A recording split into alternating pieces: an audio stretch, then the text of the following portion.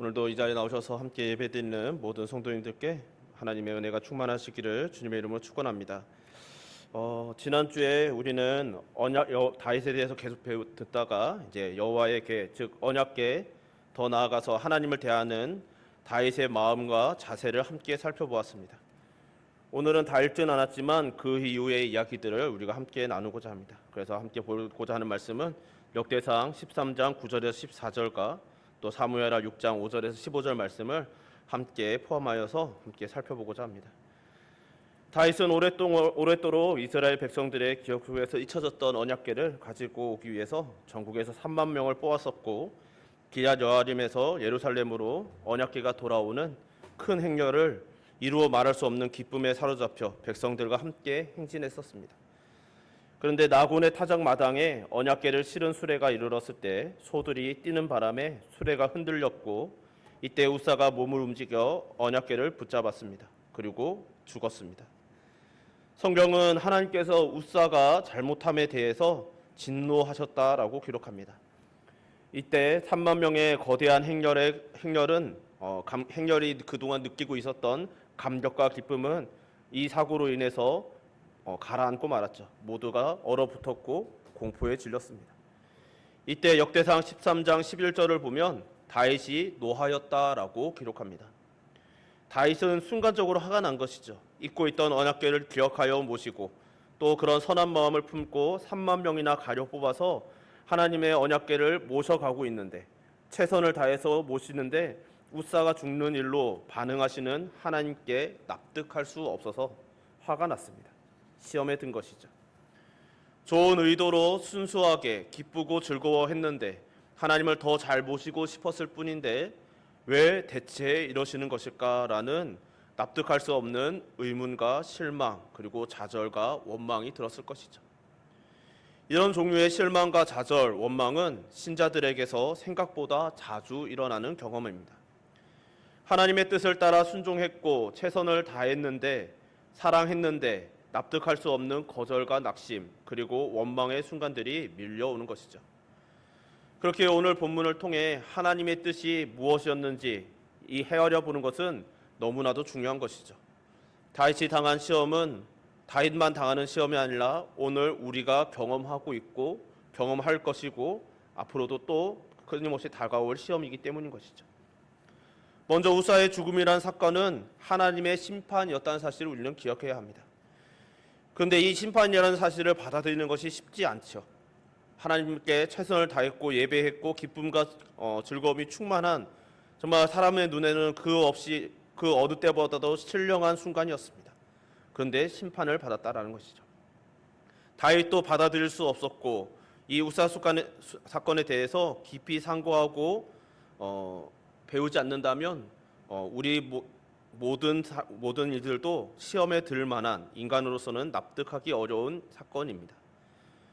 그런데 여기서 인간으로서는 납득하기 어렵다는 것, 이것 자체가 문제임을 우리는 알아야 한다는 것이죠. 우리는 하나님을 고백할 때 무엇이라 고백합니까? 수없이 많은 고백하는 표현이 있지만 보편적으로 하나님은 전지전능하시며 영원 불변하시고 공의로운 분이심을 알고 믿고 고백하죠. 근데 그러면서도 내가 납득할 수 없는 일을 당할 때 이 순간 스스로를 돌아보며 또 나의 언행 심사를 비추어서 말씀에 비추어 돌아보기보다는 거절당한 나를 중요시하고 있는 것이죠. 그러면서도 그것이 죄인 줄 모르는 것, 바로 그것이 죄인 것입니다.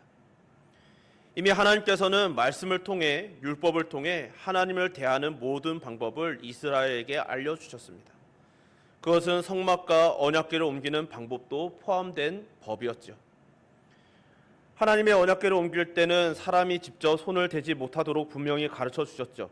그러나 다윗은 이를 지키지 않았던 것입니다. 그럼에도 그는 실수를 깨닫지 못하고 분노합니다. 죄의식이 없는 것이죠. 이것은 아담 이래 모든 인간들의 공통된 모습입니다.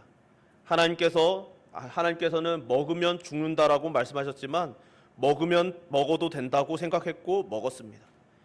하나님께서는 언약궤를 만지면 안 된다고 말씀하셨지만 만져도 된다고 생각했습니다. 이것은 다윗의 이 사건, 우사의 사건뿐만 아니라 이 시기 전반에 걸쳐서 만연해 있던 그들의 의식이었던 것이죠.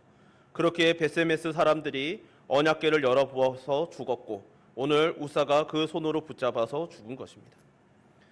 물론 오늘 다윗과 우사를 포함한 온 이스라엘은 그럴 의도가 없었지만 그들은 하나님의 거룩하심을 생각지도 못하고 가볍게 여겼던 것이죠. 죄는 이런 것입니다. 괜찮다고 생각하고 내 입장에서 생각하고 하나님의 뜻을 어기는 것입니다. 복음도 마찬가지이죠. 성경은 예수님을 믿으면 영생을 얻어 심판에 이르지 않지만 믿지 않으면 죽어 심판을 받아 영벌을 받는다고 분명히 말씀하시지만 인간들은 대수롭지 않게 여깁니다. 세상 사람들이야 그러는 것이 당연한데 문제는 믿는다고 말하는 교인들도 그러하다는 것이죠. 예수님을 믿어야 한다는 말을 너무나 익숙하고 당연하게 생각하다 보니 안다고 생각하고 고개를 끄덕이고 넘어갑니다. 그렇지만은 정작 그 일에 대해서 깊이 생각해 보지 않는 때가 너무 많은 것이죠. 나의 행동이 과연 하나님을, 예수님을 믿어 영접한 마음의 자세인지 아닌지를 돌아보지 않습니다. 예배도 그러하죠. 예배의 핵심이 무엇일까요? 예배를 통해서 우리는 하나님께서 우리 중에 임재하시고 함께 해주신다는 것이 예배의 핵심입니다. 근데 예배를 그저 익숙한 시간으로 여기는 것이죠. 예배는 그 존재 자체로 감격이어야 하지만 예배에 감격하지 못하는 감정적인 이유들을 찾습니다. 그러나 분명한 것은 하나님께서는 예배 중에 두세 사람이 내 이름으로 모인 중에 함께 하신다고 약속하셨고 그 약속이 하나님의 임재에 대한 약속이기에 우리 하나님은 신실하심을 믿고 그 약속을 지키사 우리의 감정과 상태와 생각과는 상관없이 오늘 이 순간에도 임하사 함께 계심을 믿어야만 하는 것이죠. 그렇게 예배는 우리가 인간적인 핑계와 이유를 대지 않고 그 자체로 경건하게 임하며 하나님께 드려져야만 하는 것입니다. 그렇지 못한다면 그것은 언제나 우리 인간들에게 문제가 있는 것이죠. 하나님께서는 우사 사건을 통해 이것을 지적하시며 심판하신 것입니다. 선한 의도, 그들의 감정이 아니라 하나님을 향한 경외가 중요하다는 것을요. 왜냐하면 하나님을 경외한다면 하나님의 말씀을 찾아 알고 지킬 수밖에 없기 때문인 것이죠. 간절히 바라기는 이 자리에 저와 여러분 우리 모두가 하나님을 경외함으로 온전한 예배를 올려드리는 은총의 성도님들 되시기를 주님의 이름으로 축원합니다. 우사 사건은 우리가 하나님을 어떻게 섬겨야 하는지를 구체적으로 가르쳐주는 사건이었습니다. 하나님을 섬기는 백성은 하나님께서 정하신 방법으로 섬겨야 합니다. 하나님께서 성막과 그 기구들을 지을 때 이미 모세에게 말씀하셨죠. 그리고 그 말씀에 의하면 덮개로 언약궤를 잘 덮어 보이지 않게 하고 채로 껴서 레위 지파 중에서도 고아 자손이 메고 가야 하는 것이 언약궤를 옮기는 방법입니다. 그리고 그때도 분명히 말씀하셨던 것이죠. 그렇게 하지 않으면 죽는다고요. 이미 말씀하셨음에도 지키지 않는다면 그것은 하나님의 명령을 가볍게 여긴 것이고 하나님을 궁극적으로는 경외하지 않은 것입니다. 그들의 마음과 또 감정은 그렇지 않았다 할지라도 그러하다라는 것이죠. 우리는 종종 동기만 순수하면 된다고 생각하기 쉽습니다. 내 마음이 순수한데 내 마음이 하나님을 향하고 있는데 그러면 충분하다라고 생각하는 것이죠. 그러나 세상 법에서도 아무리 동기가 선하여도 그럴 의도가 없었다 할지라도 그 법으로 정한 죄를 지으면 그것은 죄라고 말하는 것이죠. 그러니 대가를 치르는 것이 당연하다고 합니다. 하나님을 섬기는 것은 하나님께서 정하신 방법으로 섬겨야 하는 것이죠. 이때 내 의도가 순수하였으니 내가 하나님 법을 어겨도 된다는 생각은 절대로 있어서는 안 되는 것이죠. 우리가 하나님을 향한 순수한 마음이 있다면, 순전한 마음이 있다면 그렇기 때문에 더욱더 하나님을 경외하며 하나님의 말씀대로 하나님을 예배하고 모시는 방법을 알아가야만 하는 것입니다. 그렇기에 우리에게 하나님의 말씀은 매우 중요한 것이죠. 성경에 다 쓰여져 있기 때문입니다. 우사의 사건은 그 시대가 얼마나 말씀에 무지한 시대였는지를 보여주는 상징이자 경고가 되는 사건이었습니다. 심지어 다윗조차 마음이 앞서 서둘렀지 말씀을 알아보지도 않았고 알려고도 하지 않았습니다. 이것이 역대상 13장 1절에 드러나죠. 역대상 13장 1절에 다윗이 천부장과 백부장 곧 모든 지휘관과 더불어 의논하고라고 기록합니다. 일을 잘해보려고 의논했습니다. 근데 이때 그 일을 하나님의 말씀에 비춰서 알아보기 위한 자문을 구했다는 이야기는 어디에도 없는 것이죠. 잘해보기 위해서, 잘하기 위해서 군대의 장관들과 지휘관들과 더불어서 의논하였습니다. 근데 이 일은 의논할 일이 아니라 말씀대로 순종해야 하는 일이었던 것이죠.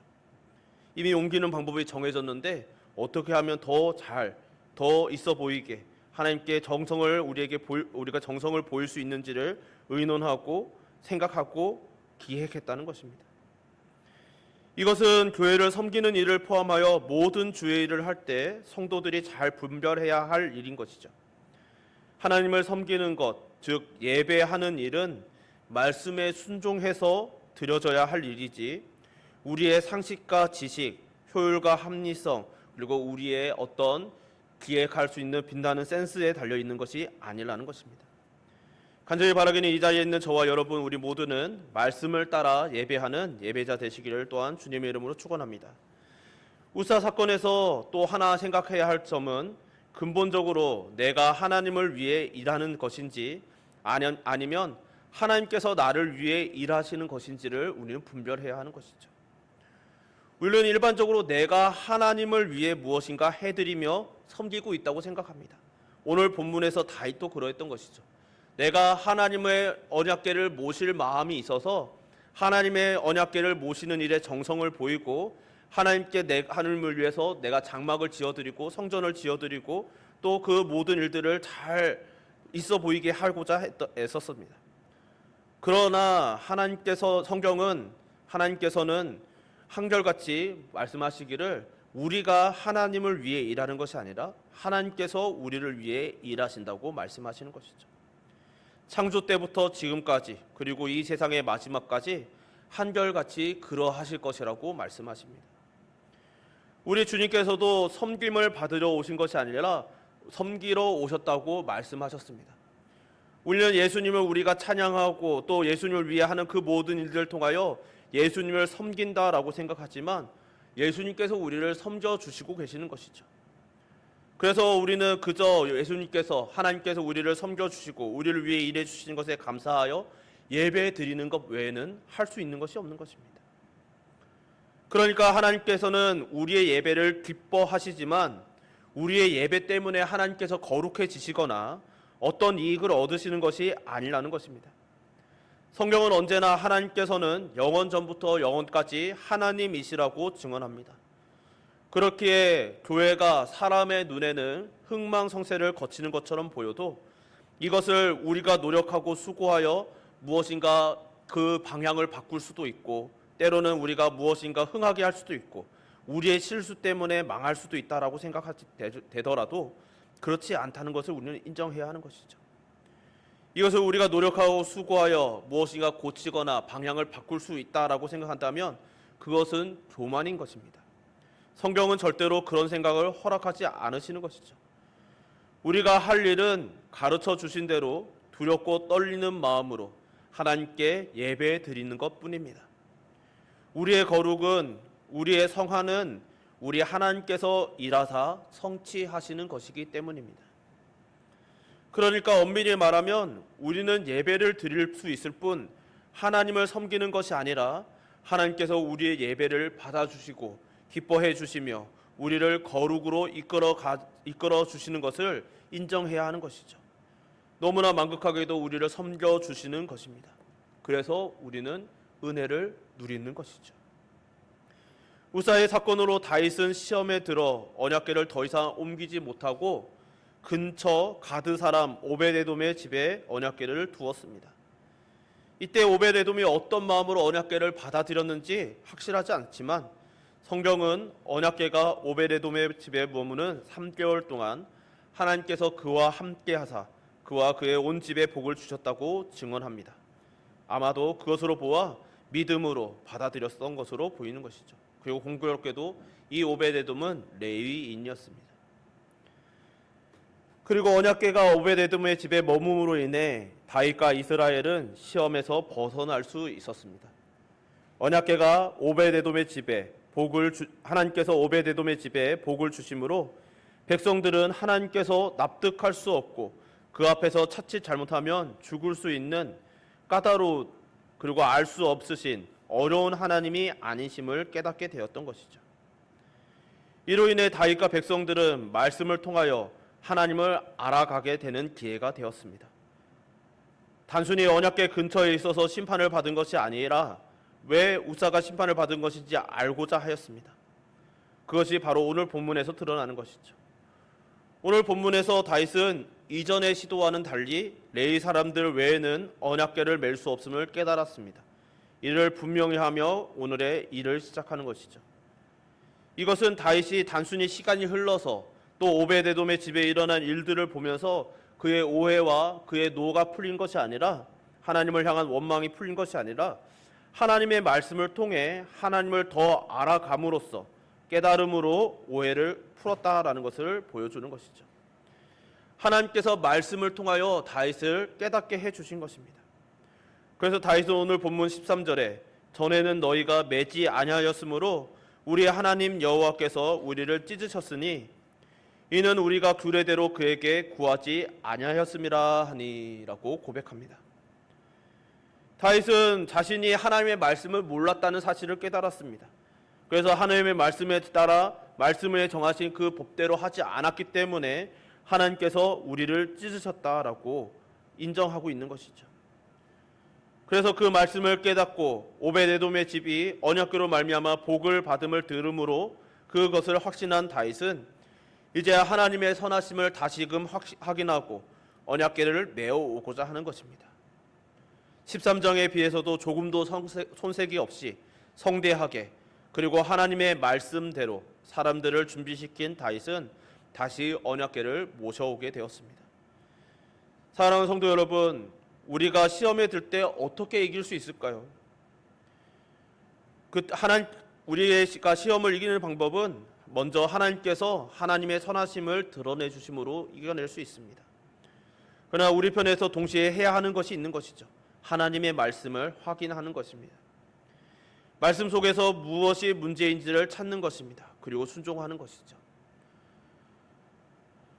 2007년도에 어떤 신학 교수라고 자처하시는 분이 확실하지 않지만 미국 기독교 신문에 기고를 하였습니다.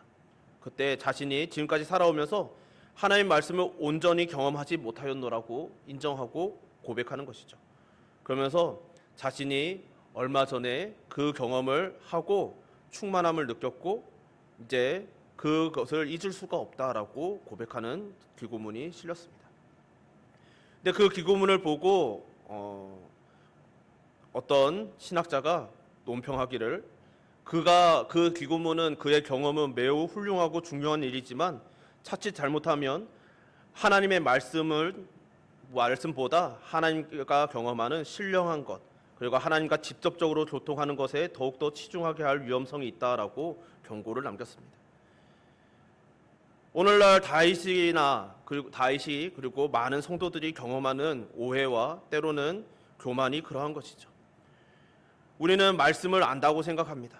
말씀을 알고 또 구원에 대해서도 잘 안다고 생각하죠. 우리는 예배도 잘 드릴 수 있다라고 생각합니다. 그래서 시험에 드는 것이죠. 말씀에 비추어서 우리가 드리는 예배가 맞는지, 하나님께 나는 과연 말씀에 비춰서 경건하게 살았는지, 나의 삶은 예배 드리는 말씀대로 예배를 드리는 삶이었는지를 돌아보아야 하는데 그러지 못하고 그 말씀에 대해 소홀하다가 우리의 경외가 지속되지 않음으로 인하여서 시험에 드는 것입니다. 그럴 때마다 하나님께서는 그 선하심을 드러내 주시죠. 그리고 더하여서 우리에게 말씀으로 깨닫게 해주시는 것입니다. 우리도 살다 보면 신앙생활을 하면서 이렇게 다윗처럼 하나님께 대하여 마음이 언짢아지는 일은 분명히 일어납니다. 누구도 이 일에 예외가 될 수 없는 것이죠. 왜냐하면 우리는 연약한 인간이기 때문이죠. 우리 스스로 구원에 이르고 거룩에 이를 능력이 없기 때문입니다. 그래서 내가 순수한 마음으로 하나님을 향하여 정말 온전한 생각으로 하였는데 왜 하나님께서 인정해 주지 않으시는지, 납득할 수 없는 경험을 허락하시는지 이해할 수 없어서 원망하고 하나님을 향하여 이런 시험에 빠지는 일들이 생기는 것이죠. 이때 성도의 바른 마음 자세는 무엇이겠습니까? 하나님께서 틀리셨다는 결론을 내리지 않는 것입니다. 순간적으로는 다윗도 그러했듯이 노하였듯이 우리도 노하고 하나님을 원망하고 납득할 수 없어서 시험에 빠질 수 있습니다. 그러나 결국 다윗이 그러했듯이 말씀을 상고해야 하는 것이죠. 말씀에 자신을 비추어 봅니다. 대체 하나님의 뜻이 어디 있는지 헤아려 봅니다. 그리고 하나님의 말씀을 발견하고 거기서 하나님을 더욱더 새롭게 깊이 알게 되는 것이죠. 그리고 다시 그 말씀에 순종하게 됩니다. 이것이 바로 성도의 여정인 것이죠. 사랑하는 성도 여러분, 지금까지 여러 주에 걸쳐서 성경 말씀에 대해서 살펴보았습니다. 우리는 말씀 없이는 하나님을 알 수 없고 구원에도 이룰 수 없다라고 반복해서 말씀드려왔습니다. 우리의 인생에는 희노애락이 끊임없이 반복되어 밀려옵니다. 이때 중요한 것은 우리가 그런 감정의 파도에 휩쓸리지 않아야 한다는 것이죠. 우리는 연약한 인간이기 때문에 흔들릴 수 있습니다. 넘어질 수 있습니다. 휩쓸릴 수도 있습니다. 그렇지만 휩쓸리지 않기 위하여 하나님을 알기 위해 더욱더 애써야 하는 것이죠. 그러기 위해서 우리에게 말씀은 소중한 것입니다. 다윗은 그렇게 하나님을 알아갔기에 예배자가 되었습니다. 그가 단순히 그의 감정에 따라서 찬양하고 감정을 따라서 신앙생활을 했던 자가 아니라 하나님의 말씀을 사모하고 알고자 하였고 어떤 사건이 있을 때 그 말씀에 비추어 하나님 뜻을 헤아리고자 한 사람이었습니다. 그렇게 하나님을 알아간 다윗은 그의 수많은 시편을 통하여서 그리고 성경의 수많은 기록을 통하여서 다윗이 하나님의 마음에 합한 예배자였다라는 것이 증언되게 되었습니다. 오늘 다윗이 그렇게 하나님의 마음에 합한 자로가 된 것은, 그리고 하나님을 위한 일에 쓰임을 받은 것은 다윗의 어떤 행적이 탁월하여서 그의 마음이 그 누구보다 순결하여서 혹은 다윗이 누구보다 지식을 더 많이 알고 누구보다 더 많이 순종하여서가 아닙니다. 오직 하나님을 점점 더 깊이 알아가는 예배자였기에 가능했던 것입니다. 간절히 바라기는 오늘 이 자리와 또 온라인으로 함께 예배드리는 저와 여러분 우리 모두가 하나님을 알기를 갈망하며 말씀을 소홀하지 않고 말씀으로 더욱더 충만해져 가시고 또 말씀에 충만해짐으로 은혜가 더욱더 충만해져 가는 은총 가득한 성도님들 되시기를 주님의 이름으로 축원합니다. 우리 말씀 기억하면서 우리 함께 찬양 한 곡 부르고 기도했으면 좋겠습니다. 우리 말씀 앞에서라는 찬양인데요. 말씀의 가사를 생각하면서 함께 찬양하고 또 생각해 보셨으면 좋겠습니다.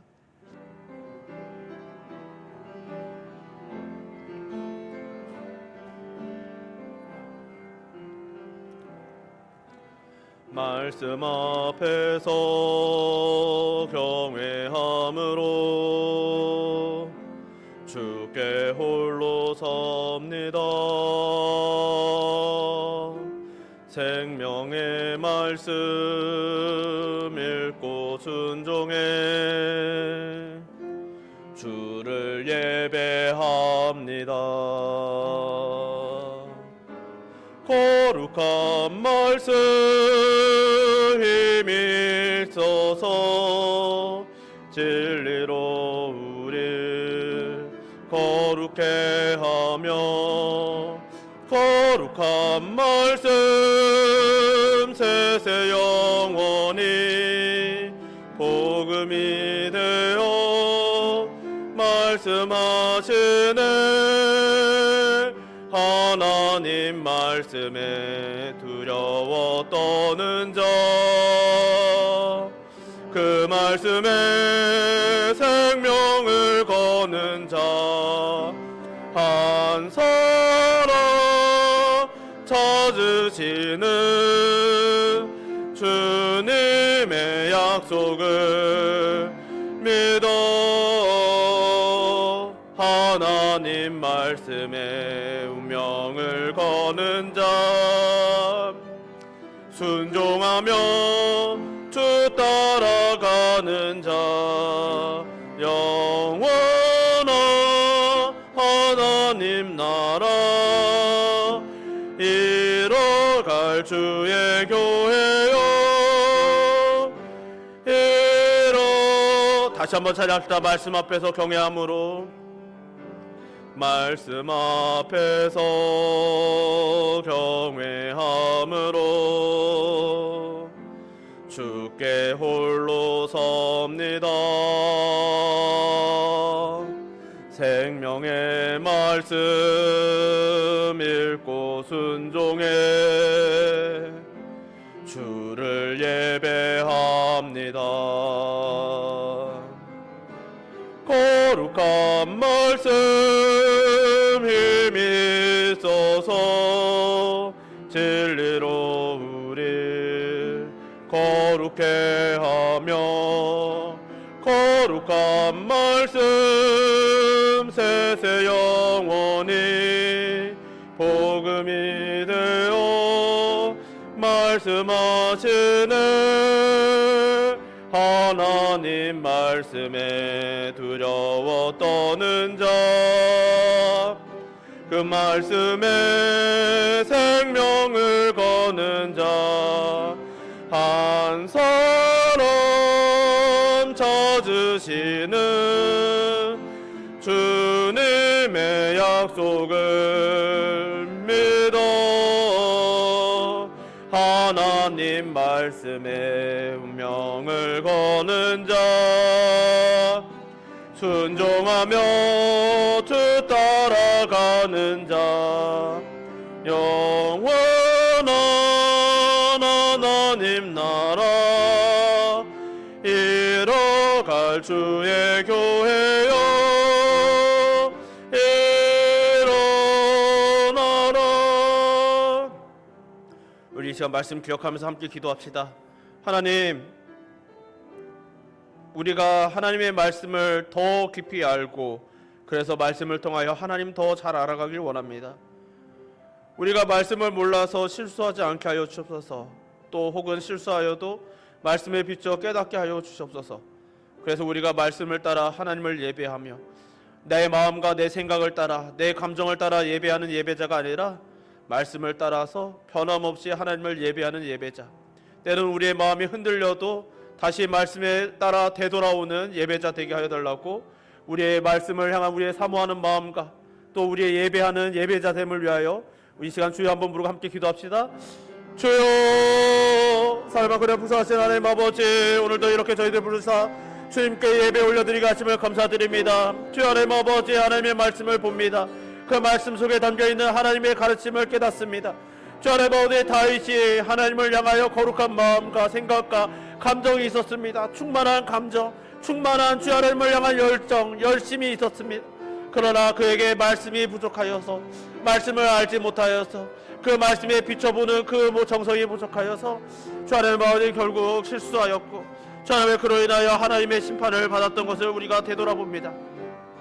그러나 하나님 아버지 그 심판으로 인하여 낙심하고 무너지고 저주하고 주 하나님 아버지 끝내 하나님으로부터 멀어지는 것이 아니라 그 실수와 또 하나님 아버지 실패 끝에, 그 심판의 끝에 하나님의 말씀에 비추어서 돌아보며 하나님의 뜻을 깨달아 알고 하나님을 경외하는 법을 알아 하나님을 경외하기 위한 바른 방법을 따라서 살아가는, 말씀에 순종하는 주 하나님의 자세를 우리가 오늘 말씀을 통해서 보았습니다.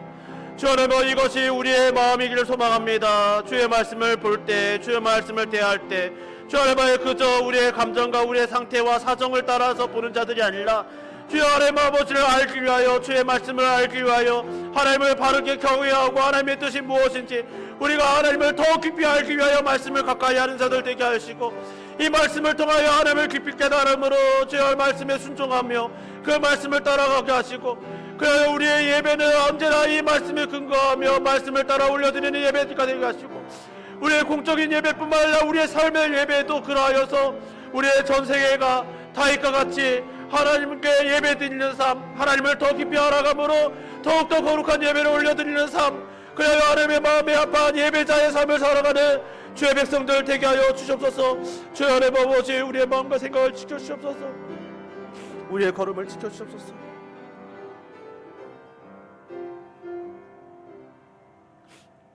사랑이 많으신 하나님 아버지, 오늘도 주의 말씀을 통하여 우리에게 주의 뜻을 헤아려 보게 하심을 감사드립니다.